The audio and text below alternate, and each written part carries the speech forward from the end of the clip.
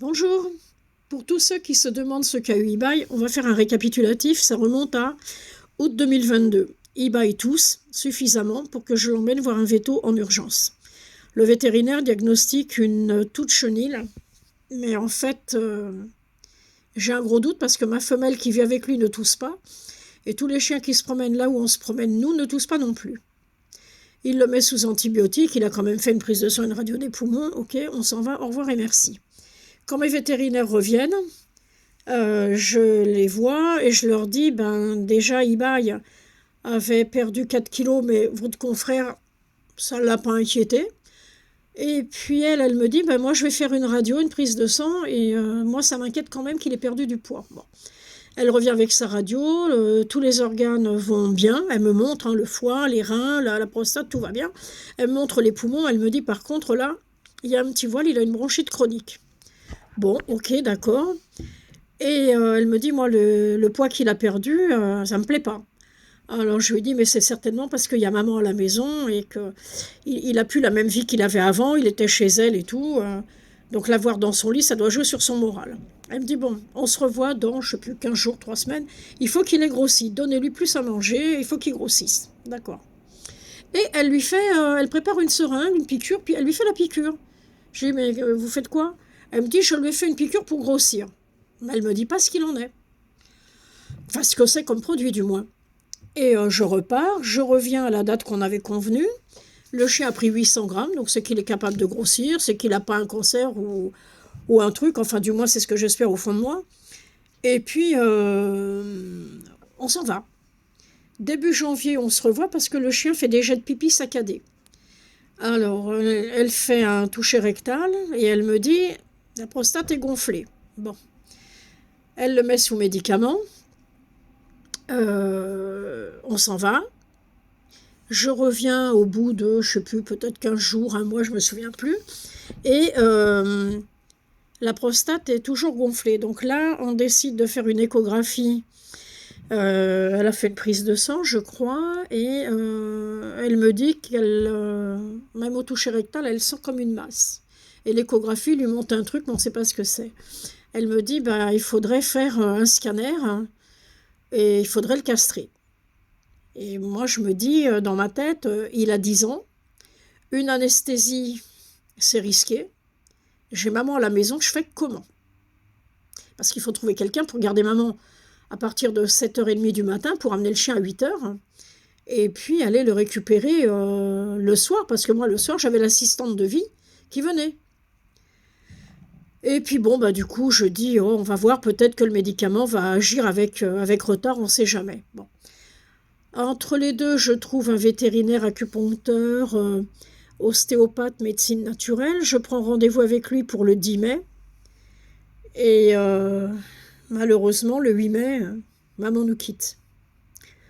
Donc je décommande le vétérinaire, je lui laisse un message, il n'a rien compris, il m'a rappelé, il me dit, écoutez, je n'ai pas compris, vous annulez votre rendez-vous? Je lui ai dit, excusez-moi docteur, mais maman vient de décéder, donc j'ai mis le message comme j'ai pu, je suis désolée, je ne peux pas venir mercredi. Il me dit, pas de problème, toutes mes condoléances, on se voit quand vous pouvez. D'accord. Et donc on s'est vu durant l'été, parce que, je ne sais plus, lui était en vacances, moi j'avais les paperasses, les rendez-vous, enfin bon bref, toute l'administration post-décès. Et lui fait aussi un toucher rectal à eBay, mais il me dit, non, la prostate, je ne la sens pas. Je lui dis, on m'a parlé d'une masse. Non, non, je sens ni la masse ni la prostate, il me dit. Bon, il lui donne des médicaments par les plantes, je vous dirai plus les noms parce que je ne me rappelle plus. Je crois qu'il y en avait un à base de cassis, il lui a fait une séance d'acupuncture aussi. Il m'a dit, par contre, il a de l'arthrose, votre bonhomme, hein. Il me dit, qu'est-ce qu'il est sage. Alors, je lui dis, ouais, vous savez, il a 10 ans et demi. Il me dit, mais moi, j'ai des bergers de 10 ans et demi qui sont des excités notoires. Je lui dis, non, bébé, c'est un amour. Il m'a dit, il fait de la communication avec les animaux en plus. Et il lui avait dit qu'il avait très mal au dos. Et il m'a dit, votre chien, c'est un intellectuel. J'ai rigolé parce que ça, il a l'air de toujours regarder, d'observer, de prendre des notes. Il est incroyable, ce chien. Et donc, je m'en vais de chez ce docteur.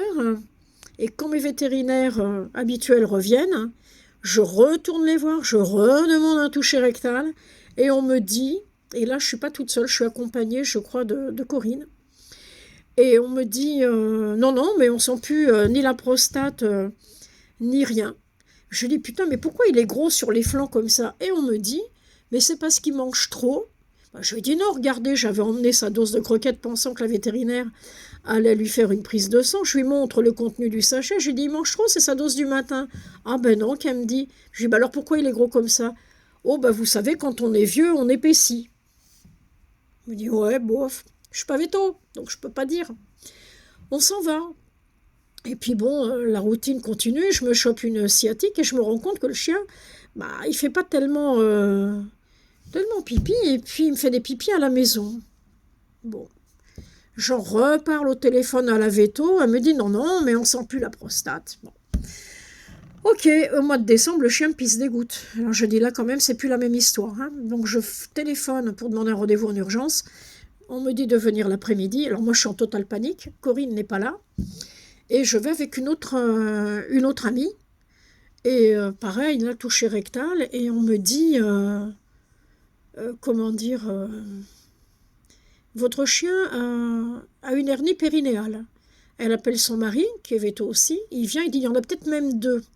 Il faut aller voir Isabelle. Bon, la clinique, je la connais. Isabelle, je la connais aussi. C'est elle qui a opéré mon précédent chien. Elle était orthopédiste et elle a fait tout un tas de formations. Et c'est une spécialiste, c'est ce qu'on appelle un vétérinaire référent. Vous ne pouvez pas y aller tout seul, il faut être envoyé par votre vétérinaire. Donc je dis, bah ok, on est samedi, la clinique est fermée, je suis un peu dans le pétrin, quoi. Donc lundi matin, j'appelle la clinique et j'ai un rendez-vous pour le soir à 17h30. Donc avec Corinne, on y va, on n'est pas plus fiers l'une que l'autre, on a la truc, on nous annonce une catastrophe. Et donc la veto est étonnée déjà de me voir avec Corinne et non pas avec ma maman, parce qu'à chaque fois on allait au rendez-vous avec maman quand son état le permettait. Et puis je lui dis, bon ben voilà, je viens pour telle et telle chose. Et puis elle le fait monter sur la table d'examen et elle trouve aussi qu'il est gros sur les côtés, elle le touche et elle me dit, il a été sondé ce chien? Je regarde, je lui fais, bah non, pourquoi? Elle attrape une sonde, elle met un bac en dessous de la zigounette du chien, et vas-y qu'elle tire des seringues, et qu'elle tire, et ça ne s'arrête pas. Ça coule, mais ça ne s'arrête pas. Je dis, putain, c'est quoi? Je suis dans un film d'horreur ou quoi? Là, qu'est-ce qui se passe? Et en plus, le chien, entre les deux, bah, il a eu 11 ans, donc il a de l'arthrose, il a du mal à se tenir debout pendant une longue période. Donc il y a 2 assistantes plus moi qui tenons le chien. Après, c'est Corinne qui est venue nous prêter main forte pendant qu'une assistante partait. Et la véto qui continuait de pomper. Mais ça a duré une demi-heure. Elle revient, elle me dit, je viens de lui retirer 3,5 litres d'urine. Alors heureusement que j'étais assise, parce que je crois que là, je m'écroulais. Je lui dis, mais qu'est-ce que c'est que ce délire? Alors elle me dit, écoutez, moi, avant de l'opérer, je veux un scanner. Alors j'ai dit, ben ouais, mais avant que j'ai un rendez-vous, ça va peut-être pas être tout de suite. Ah, elle nous a laissés dans le bureau, elle a traversé le hall, elle est partie au scanner, puisqu'ils sont dans le même bâtiment, et elle revient, elle me dit, bah, écoutez, Ibaï, il a son scanner demain à la première heure. Alors je lui dis, attends, il est déjà pratiquement 8 heures du soir. Première heure, ça veut dire 7 heures du matin? Je la sens pas. Là, je suis carrément, mais je suis à l'ouest, je suis plus là. Je sais pas où je suis, mais je suis plus en état de réagir, je suis carrément barrée. Et je lui dis, écoutez, est-ce que je peux vous le laisser la nuit pour faire son scanner demain? Oui, mais il n'y a pas de souci, vous nous le laissez, pas de problème, ne vous inquiétez pas. Bon. Elle me dit, je vous appelle demain dans la matinée pour vous dire ce qu'il en est. Ok. Donc on rentre, il est 8h30. Corinne rentre chez elle, moi je vais m'occuper de Nélia. Et puis le lendemain matin, avec Corinne, on s'était dit, bon, bah, puisque le chien n'est pas là, j'ai des courses à faire chez Leclerc, acheter de l'eau, des trucs, des basiques, on y va. Alors j'ai la joie de trouver ma voiture rayée des 2 côtés, forcément, voilà, ça fait plaisir aussi. Et on part. Arrivé dans le parking de Leclerc, le téléphone sonne, c'est la vétérinaire. Et elle me dit, il était 11h, hein. Elle me dit, bon, bah écoutez, moi je viens de regarder le scanner, il n'y a pas de masse tumorale dans la prostate, c'est surtout ce que j'avais peur, donc ok, c'est déjà rassurant. Et elle me dit, je vais le mettre sous traitement, parce que la veille au soir, j'étais incapable de lui dire le nom du médicament, là ça m'est revenu. Et je lui dis, vous savez, il l'a déjà eu, ça n'a pas marché. Elle me dit, ça fait rien, moi je vais lui refaire une cure de ce truc-là, et on va voir. Elle me dit, de toute façon, je ne l'opérerai pas avant le 26 décembre. Pour information, on est le 19. Je ne l'opérerai pas avant le 26 décembre, et d'ici le 26 décembre, il reste là, je le garde. J'ai dit, c'est une blague. Elle me dit, non, pas du tout. Je garde eBay, il faut le sonder, donc je le garde. J'ai dit, oui, effectivement, moi je ne suis pas capable de faire ça, donc il est mieux chez vous. Mais je suis carrément déconfite, hein, je suis en larmes, hein, en larmes, en larmes. Et je lui dis, vous savez, eBay, c'était le chien chéri de maman. Je vous confie ce que j'ai de plus précieux, ce qu'elle avait de plus précieux elle aussi, donc je connais vos qualités, vos compétences, mais voilà. Elle me dit, ok, elle me dit, de toute façon, vous inquiétez pas, on prend bien soin de lui, il n'y a pas de problème. Alors je lui dis, mais il faut que je vienne pour vous amener ces croquettes. Elle me dit, ok, vous venez quand vous voulez, il n'y a pas de souci. D'accord. Elle me dit, je vous tiens au courant de l'avancée des choses. Raccroche. Corinne me prend dans ses bras. On essaye de se réconforter mutuellement.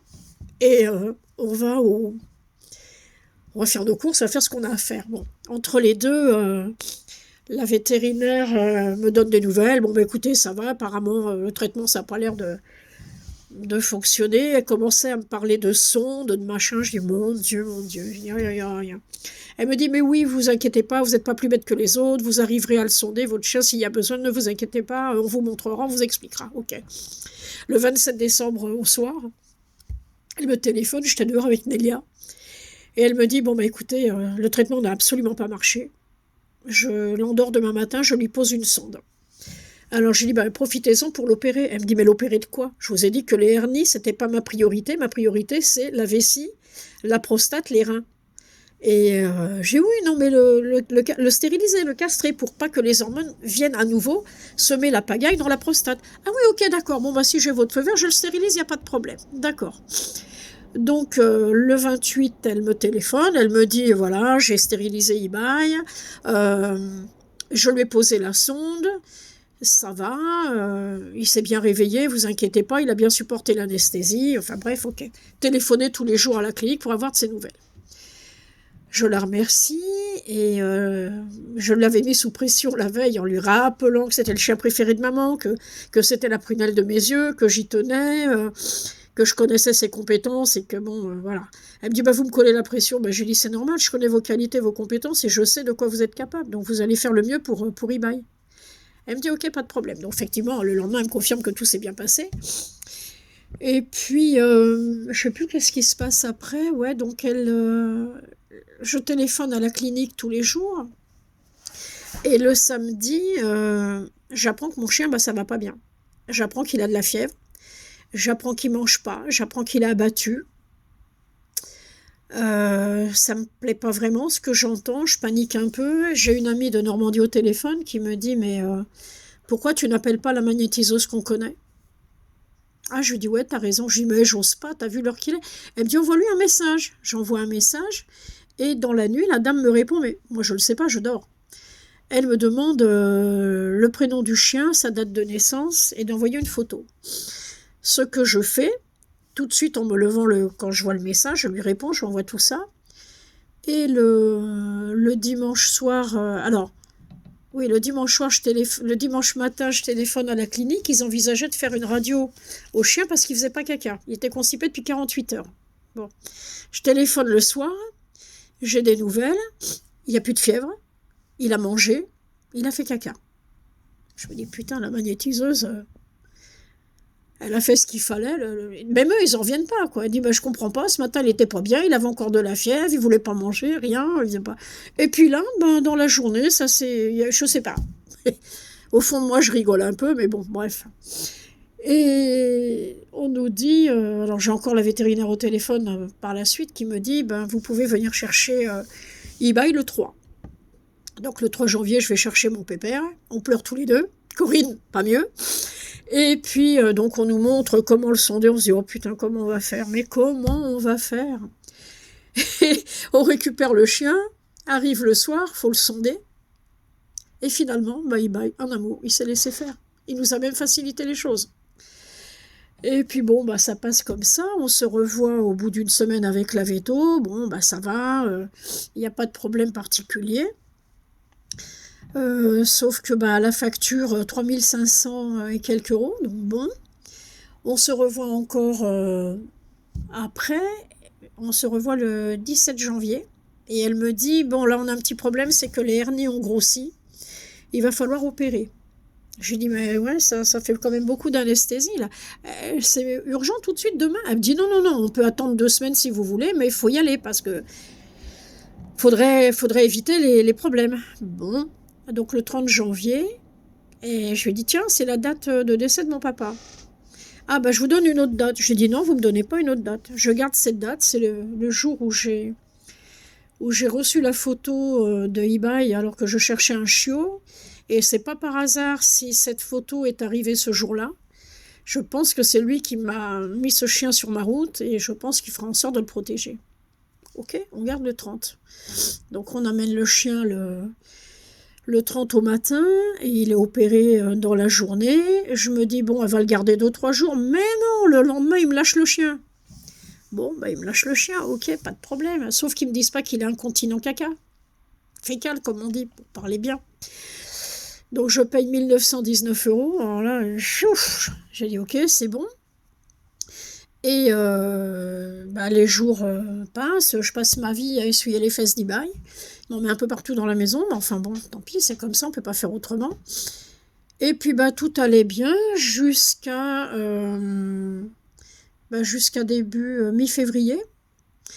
Il pleut.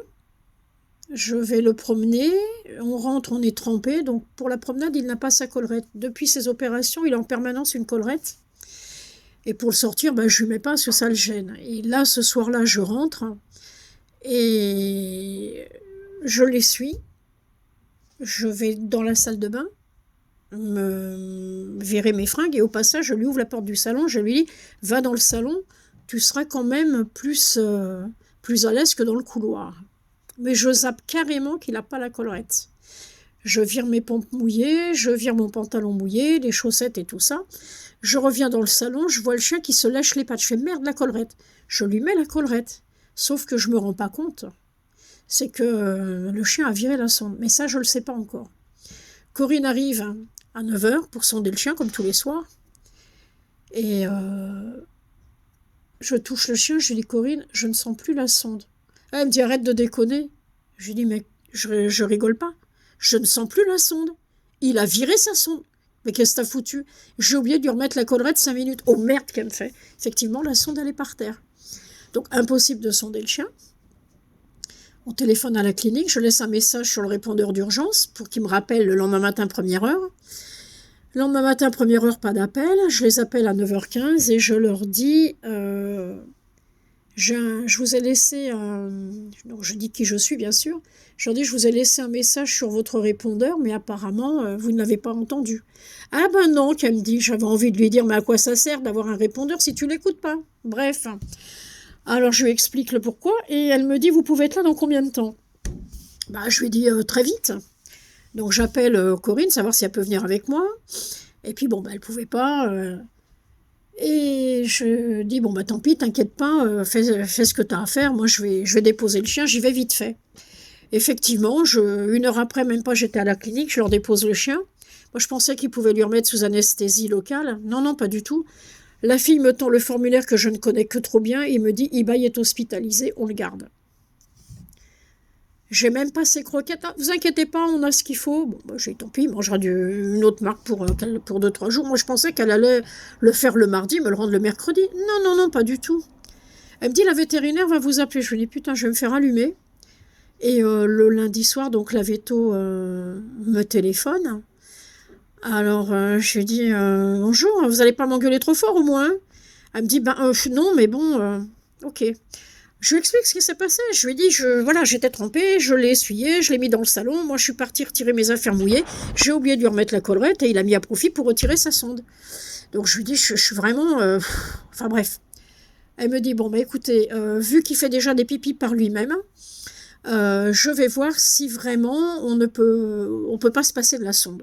Je lui ai dit, écoutez, moi, ça m'étonne un peu parce qu'on retire quand même au minimum 1 litre par jour. Bon. Elle me dit, je vais voir. Ok.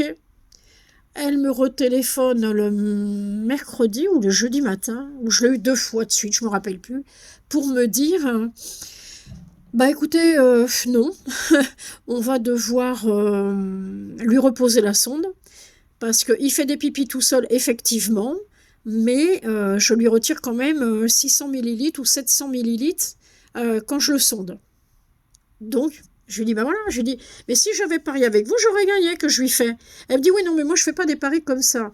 Ben, pour moi, ça me paraissait logique qu'il fallait lui reposer la sonde, puisqu'il ne vide pas la vessie. L'urine résiduelle, elle va devenir quoi? C'est ce que je lui avais dit au téléphone. Je lui dis, mais attendez, si vous lui reposez pas la sonde, l'urine va s'accumuler. Moi, je veux pas retomber dans le plan où il a à nouveau 3 litres d'urine dans la vessie. Je veux pas que sa vessie, elle subisse davantage de dégâts, parce que les fibres sont abîmées, la vessie est distendue. Enfin, moi, je veux pas la jouer, quoi. Hein. Elle me dit, non, non, mais on le surveillera, vous inquiétez pas. Puis bon, ben, finalement, elle se rend compte que il faut lui reposer la sonde. Donc elle me dit, soit je lui repose aujourd'hui jeudi, mais je ne suis pas certaine parce que j'ai pas mal de blocs. Elle me dit, sinon je le ferai demain matin. Et puis elle m'a appelé jeudi soir pour me dire, non, j'ai pas eu le temps de lui poser la sonde. Je vais le faire demain matin et je pense que vous pourrez récupérer votre loulou demain soir. Donc ça, c'était la semaine dernière. Donc c'était le jeudi 22 février. Et donc le 23, j'appelle la clinique le matin. Elle me dit, non, il va au bloc très tôt ce matin, c'est le premier à y aller. Bon, ok. Et rappelez-moi dans la journée pour me dire, je vous dirai à quel moment vous pouvez passer récupérer votre chien. Bon. Je rappelle vers 15h30 et on me dit, venez récupérer votre chien, mais pas avant, je ne me rappelle plus quelle heure elle m'avait dit, 18h ou 19h. Oh, j'ai dit merde. J'ai dit à Corinne, écoute, on va partir plus tôt parce que moi, j'aime pas conduire quand il fait nuit. En plus, bon, c'est quand même pas mal bouchonné là où on va. Donc, il y a beaucoup d'entreprises, il y a beaucoup de sorties de bureaux. Donc, bon, finalement, on part à 17h, on arrive à 17h30. Il fait froid dehors. On se gèle un peu dans la voiture, on décide de rentrer dans la clinique, on se gèle encore, mais Royal de chez Royal. On regarde les chats qui se baladent, qui viennent nous voir. Il y en a un, je sais pas, il a dû trouver très spirituel de faire une crotte à mes pieds. Corinne qui me dit, fais gaffe en te levant parce que tu vas marcher dedans. Je dis, putain de chat, je peux pas aller chier ailleurs, espèce de dégoûtant. Et puis bon, je vois l'assistante, je dis, s'il vous plaît, je dis, vous pouvez venir avec un Kleenex parce que votre chat, il m'a fait un cadeau, mais c'est un cadeau dont je me passerai bien. Tout le monde rigolait, bien sûr. Et puis, un collègue à ma veto arrive, il me dit, on s'occupe de vous. Je dis, oui, Isabelle, j'ai rendez-vous à 19h pour récupérer Iba. Et, ah oui, Iba, il a l'air de dire, il a encore fait une connerie, celui-là. Et puis bon, on attend, donc la vétérinaire arrive, elle nous reçoit, elle me dit qu'elle lui a reposé la sonde, et puis elle me dit, bon, écoutez, vu les sommes que vous avez déjà déboursées pour ce chien, elle me dit... Je vous ai aménagé un peu le tarif. Donc en clair, j'ai pas payé, ou très peu, les jours d'hospitalisation. Donc j'ai trouvé ça quand même vachement sympa. Enfin, je m'en suis quand même sortie pour 967 balles. Hein. Mais bon, j'ai trouvé ça quand même très très gentil. Puis bon, on a reparlé de maman. Je lui dis, moi j'ai peur pour ce chien, c'est le chien préféré de maman. Puis elle me dit, mais oui, mais qu'est-ce qui s'est passé avec votre maman? Elle me dit, la dernière fois, vous n'étiez déjà pas venu avec, il y a quelques années. Je lui dis non, parce qu'elle avait Alzheimer, elle aurait été capable d'ouvrir la portière en roulant, donc j'ai préféré jouer la sécurité. Et donc je lui ai expliqué Alzheimer, machin, enfin les conditions de son décès, et que tout ce qui me rattachait encore à elle, c'était mes chiens. C'était Ibai qui vivait avec elle, et ce qui ne s'entendait pas avec Nélia. Et les derniers temps, c'était Nélia, pendant la dernière année, qui était proche d'elle. Donc je lui dis, voilà, quoi. Donc on a récupéré le loulou. Et quand on a vu où Isabelle avait mis la sonde, oh putain, c'est de l'autre côté. Elle ne l'a pas remis au même endroit, elle l'a remis de l'autre côté, mais elle l'a mis carrément, quand vous voyez vos traînes, elle l'a mis à ce niveau-là. Donc c'est pas tellement pratique pour aller sonder le trésor, surtout qu'il ne veut pas se coucher du côté où il faut qu'il se couche. Donc avec Corinne et puis une autre amie qui m'aide le matin, c'est quand même assez sportif. Il faut avouer que on rigole pas tous les jours. Mais bon, j'ai deux assistantes hyper efficaces, hyper dévouées. Bon, la deuxième veut garder l'anonymat, donc je ne la note pas, mais elle sait très bien que je la remercie du fond du cœur de tout ce qu'elle a fait. Et pour maman, quand maman tombait, je l'appelais qu'elle venait la relever. Et pour ce qu'elle fait pour nous, pour Ibai. Et puis ma Coco, qui est toujours fidèle au poste, qui a toujours été là aussi. Sans elle, je n'arriverais pas et je serais obligée de faire piquer le chien. Donc, je les remercie du fond du cœur toutes les deux. « Voilà. Donc maintenant, vous savez, vous connaissez l'histoire d'Ibai. Donc le lien, qu'est-ce que ce chien vient faire sur le groupe? Et ben voilà, c'était le chien préféré, c'était une des raisons de s'accrocher à la vie de maman. Et c'est pour ça qu'il est là, que Sylvie a créé une cagnotte quand elle a vu les sommes que j'avais déboursées, puisque je parlais en message privé avec elle. Et elle a décidé de créer cette cagnotte. Et moi, j'ai décidé de créer une chaîne YouTube pour ne pas polluer son groupe et pour pouvoir remercier toutes les personnes qui nous soutiennent, tant moralement que financièrement, parce que c'est mon chien. Voilà, et vous n'êtes pas obligé de faire ce que vous faites. Et tous les magnétiseurs, les magnétiseuses bénévoles, je ne me rappelle plus les prénoms, qui travaillent sur lui, je vous remercie du fond du cœur. Et croyez vraiment que ça l'aide, parce qu'il a eu du mal à évacuer la dernière anesthésie, effectivement. Mais là, il va bien. Bon, il a froid, on n'a plus de chauffage depuis 8 jours. Le bailleur, c'est pas qu'il s'en fout, mais enfin, il bouge pas trop non plus. Là, ça fait 2 mails assez virulents que je le renvoie. Le dernier, je menace quand même d'avocat, parce que ça commence à bien faire. Vous ramenez un chien du bloc opératoire qui a froid, dans une maison qui est froide. Pour information, le matin, j'ai 17,5 dans la maison, et le plus que j'ai dans la journée, c'est 18,5, 18,7. Donc là, c'est un peu abusé. Donc on lui met une couverture sur le dos et on le réchauffe comme on peut. Et puis voilà, donc maintenant, la prochaine fois qu'il retourne à la clinique, c'est mercredi pour un contrôle. Et puis la prochaine et dernière anesthésie, je l'espère, ça sera pour lui retirer la sonde, parce que moi, je veux qu'il fasse pipi par lui-même. Et on dit souvent que ce que femme veut, Dieu le veut. Donc mes prières à tous les anges et tous les archanges, et mes demandes à mes parents défunts de veiller sur ce chien, de l'aider à guérir pour qu'il retrouve une autonomie de sa vessie, sont entendues, parce qu'il y a quand même une évolution, les magnétismes, toutes vos bonnes ondes, tout ça, ça fait que Ibai arrive à aller bien pour un chien de 11 ans. Voilà, donc 27 minutes de vidéo pour vous raconter ma vie. Je vous remercie tous, je vous embrasse. Et puis, à très vite, des nouvelles du bout de chou. Au revoir.